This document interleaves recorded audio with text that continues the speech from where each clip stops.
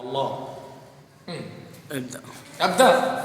بيقولوا الصبر طيب، كفاية العمر عدى وأنا واقف مكاني، واللي يعدي النهاردة مش راجع بكرة تاني، واللي اديتهم زماني نسيوا زماني في ثواني،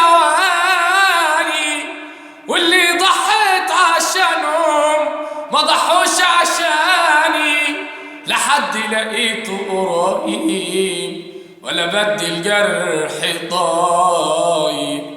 بيحسدوني لما بضحك تتري وبيقولوا